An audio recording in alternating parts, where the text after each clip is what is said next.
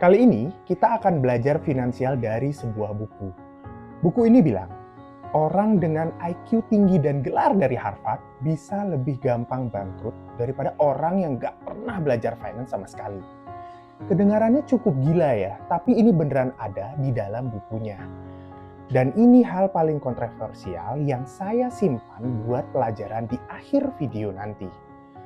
Oke, buku ini judulnya Psychology of Money, ditulis sama Morgan Housel, dan salah satu buku finance yang paling laris belakangan ini. Inti bukunya adalah ngatur duit itu bukan soal pintar matematika, tapi soal perilaku. Di video ini, saya rangkum 5 pelajaran paling penting dari buku ini. Dari yang paling dasar sampai yang paling bikin orang banyak berdebat. Oke, kita mulai langsung.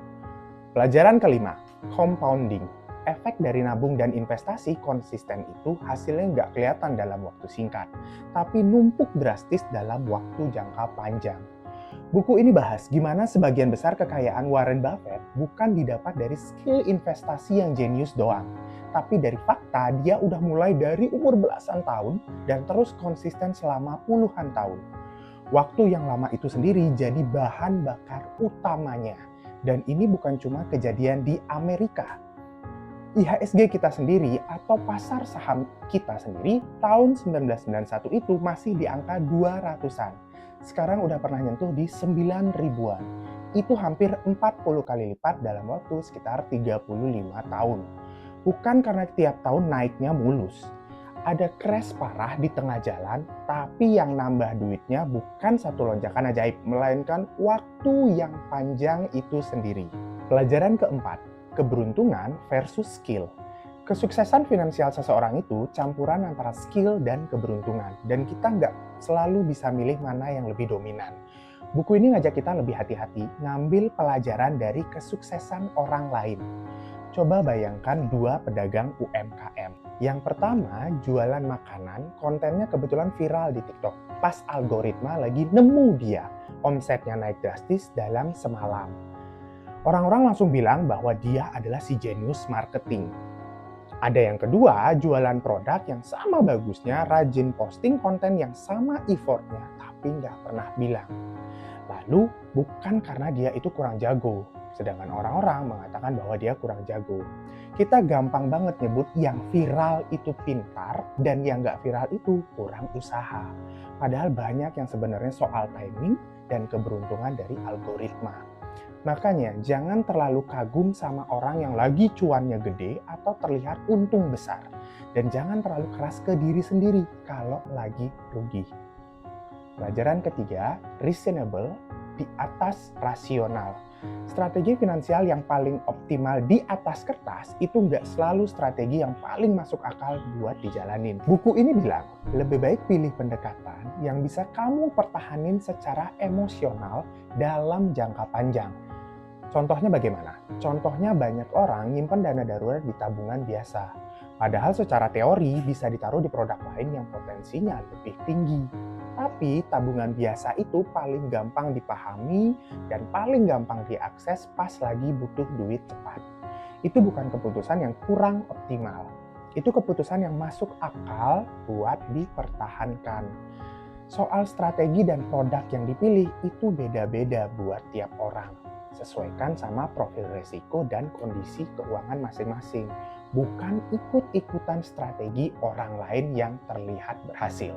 Pembelajaran kedua, dividen tertinggi bukan soal uang. Buku ini bilang kegunaan tertinggi dari uang bukan buat beli barang mewah, tapi buat punya kontrol atas waktu dan pilihan hidup kamu sendiri. Coba pikirin teman kamu yang punya tabungan cukup buat hidup 6 bulan tanpa gaji. Pas kantornya minta lembur terus tanpa kompensasi atau lingkungan kerjanya udah toksik banget nih, dia bisa resign dengan kepala tenang sambil cari yang lebih baik. Bandingin sama yang gak punya bantalan uang sama sekali. Dia kepaksa nerima kondisi itu, bukan karena dia gak punya pilihan secara skill, tapi karena dia gak punya pilihan secara finansial. Itu yang disebut buku ini sebagai dividen paling berharga. Dari mengelola duit dengan baik dan itu nggak kelihatan. Beda sama barang yang bisa dipajang. Pelajaran terakhir dan yang paling penting itu adalah cukup adalah skill yang paling sulit. Dan ini dia pelajaran paling kontroversial yang saya simpan dari awal. Buku ini bilang banyak orang pintar dan berpenghasilan tinggi tetap bisa bangkrut. Bukan karena mereka kekurangan ilmu, tapi karena mereka nggak pernah ngerasa cukup. Mereka terus ambil resiko lebih besar, pakai utang lebih banyak demi ngejar lebih. Sampai akhirnya saat satu kesalahan kecil saja udah cukup buat ngehancurin semua yang dia sudah lakukan di awal. Tapi sebelum disalahartikan teman-teman, cukup di sini bukan berarti puas gitu aja. Kalau gaji kamu sekarang masih kecil, terus usaha cari yang lebih besar. Kalau penghasilan kamu emang belum nutup kebutuhan dasar, kamu tetap harus ngejar, naikin skill, cari peluang baru, switch karir bila perlu.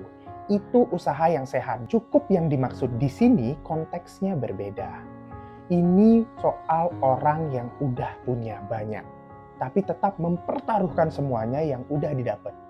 Duit, reputasi, juga hubungan, demi angka yang lebih besar lagi. Padahal kebutuhannya udah lebih dari terpenuhi.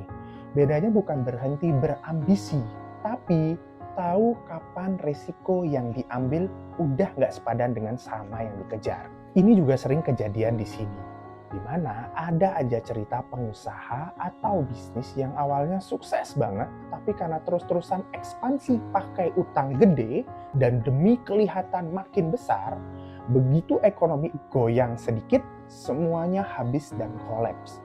Bukan karena bisnisnya jelek dari awal, tapi karena nggak pernah ada titik di mana ini uang udah cukup, sekarang waktunya jaga, bukan kerja terus.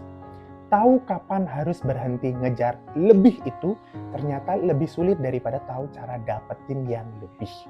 Itu kenapa orang yang nggak pernah belajar finance sekalipun, kalau dia tahu titik cukupnya, bisa lebih aman secara finansial daripada orang paling pintar yang nggak pernah ngerasa cukup. 5 pelajaran ini semuanya menyambung ke satu hal. Duit itu bukan soal pintar-pintaran, tapi soal kenal diri sendiri. Tahu kebiasaan apa yang bisa kamu pertahanin dan tahu kapan harus bilang, ini udah cukup. Itu adalah inti dari buku Psychology of Money. Dari 5 pelajaran ini, mana yang paling bermanfaat buat kamu? Komen di bawah ya.